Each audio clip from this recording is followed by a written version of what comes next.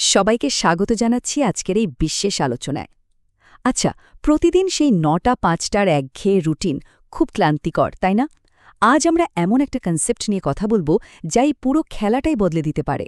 চিরকাল শুধু একটা বেতনের ওপর নির্ভরশীল না থেকে কিভাবে স্বয়ংক্রিয়ভাবে সম্পদ তৈরির কিছু শক্তিশালী পাইপলাইন বা ইঞ্জিন তৈরি করা যায়, আজ আমরা সেটাই এক্সপ্লোর করব। চলুন ব্যাপারটা একটু গভীরে গিয়ে ভাবি।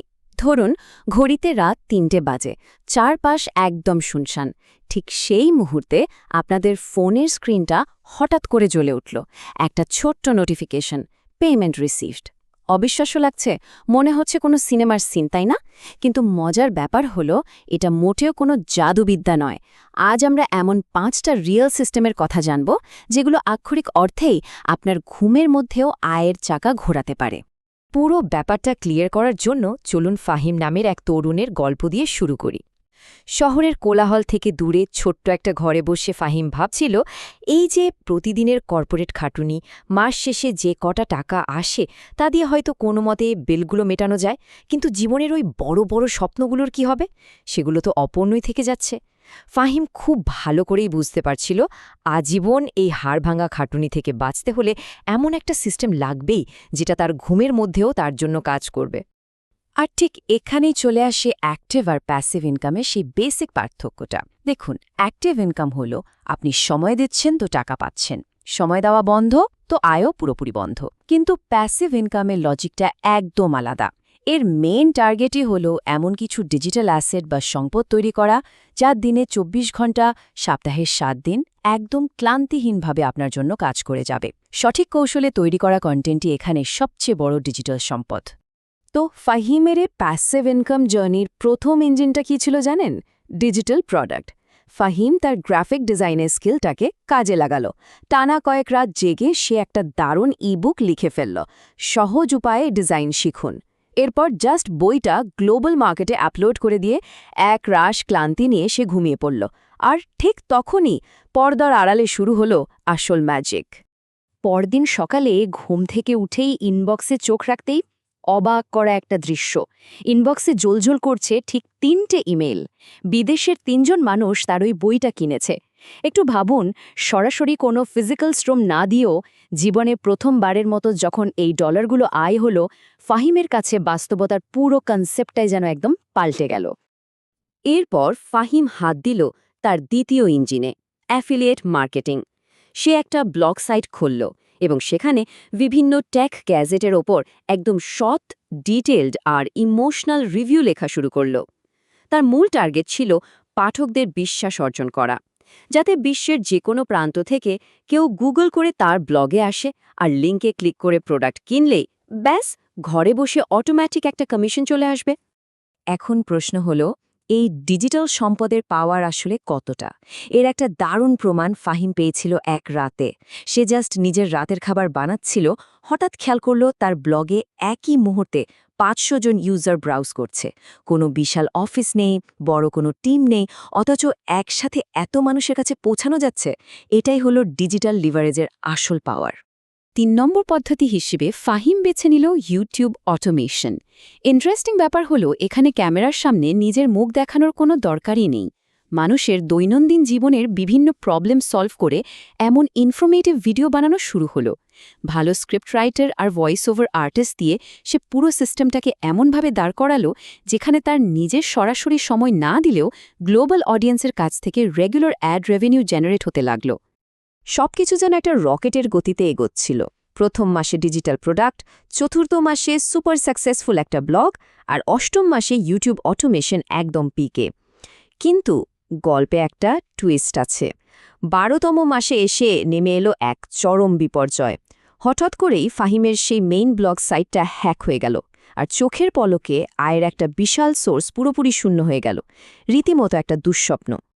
এই বিশাল ধাক্কাটা কিন্তু ফাহিমকে দমে যেতে দেয়নি, বরং একটা নতুন রাস্তার খোঁজ দিল।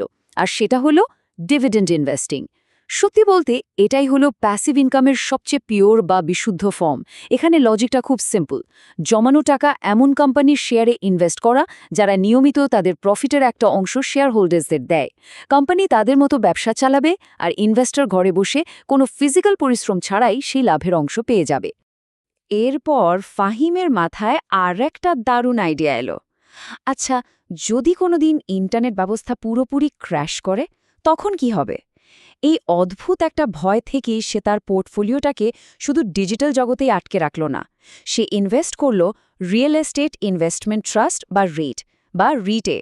এর ফলে মানুষের মাথার উপরে ছাদ মানে বাস্তব দালান কোঠা থেকেও তার একটা রেগুলার ইনকাম নিশ্চিত হল।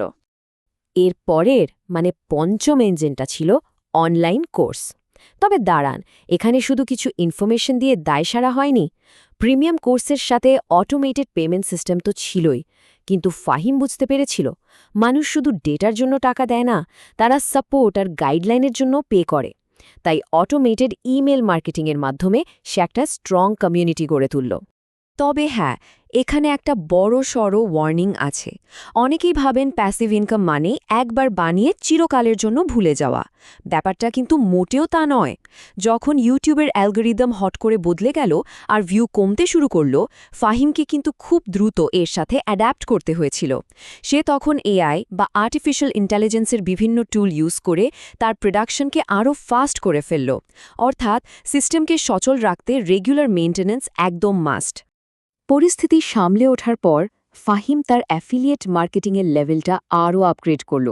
সাধারণ প্রোডাক্ট বাদ দিয়ে সে যুক্ত হল হাইটেকেট বা অনেক দামি সফটওয়্যার অ্যাফিলিয়েশনে। রেজাল্ট কি হলো জানেন? একটা সেল থেকে প্রতি মাসে $100 পর্যন্ত এমন কমিশন আসতে শুরু করল, যা মাসের পর মাস অটোম্যাটিকভাবে রিনিউ হয়। মানে পরিবারের সাথে ডিনার করার সময়ও এই আয়ের স্রোত অনবরত চলতেই থাকছে। কিন্তু সফলতার এই পিক টাইমে এসে ফাহিম একটা মারাত্মক ভুল করে বসল। বলা যায় ওভার কনফিডেন্সের ফাঁদে পা দিল সে। একসাথে 10টা নতুন প্রজেক্ট শুরু করে দেওয়ায় তার প্রোডাক্টের কোয়ালিটি মারাত্মকভাবে ড্রপ করল, আর পুরনো লয়াল কাস্টমাররা রীতিমতো কমপ্লেন করা শুরু করল। এখান থেকে আমাদের সবার জন্য একটা বড় লেসন আছে। একসাথে 10 দিকে না দৌড়ে আগে একটা ইঞ্জিন পুরোপুরি অটোমেট করে তারপরই অন্যটায় হাত দেওয়া উচিত। যাই হোক, ভুল বুঝতে পেরে সে দ্রুত তার স্ট্র্যাটেজি চেঞ্জ করল। আলাদা আলাদা ইবুক বিক্রির বদলে সেগুলোকে একটা বন্ডেল অফার হিসেবে রিলঞ্চ করল, আর এই টেকনিকটা কাস্টমারদের মারাত্মকভাবে অ্যাট্রাক্ট করল। এর সবচেয়ে সুন্দর প্রমাণটা ফাহিম পেয়েছিল এক বৃষ্টির রাতে। ব্যালকনিতে বসে সে শান্তভাবে বৃষ্টি দেখছে, আর ঠিক তখনই অ্যাকাউন্টে পরপর 5টা পেমেন্ট নোটিফিকেশন ঢুকে গেল। Just amazing. তো পুরো ব্যাপারটাকে যদি আমরা একটু সামারাইজ করি, একদম শূন্য থেকে শুরু করে ফাহিম যে সলিড পাইপলাইনটা দাঁড় করিয়েছিল, তার মেইন 5টা ইঞ্জিন ছিল। 1. Digital product, 2. Affiliate marketing, 3. YouTube automation, 4. Dividend investing এবং 5. Online course. এই 5টা পিলার মিলেই কিন্তু তার একটা স্বয়ংক্রিয় আর্থিক দুর্গের স্ট্রাকচার তৈরি হয়েছিল। ফাহিম তার এই পুরো জার্নির অভিজ্ঞতা শেয়ার করার জন্য একটা মাস্টারমাইন্ড গ্রুপ তৈরি করেছিল। সেখানে একটা অসাধারণ কথা উঠে আসে, শুরুটা ছোট করুন কিন্তু চিন্তাটা বড় রাখুন।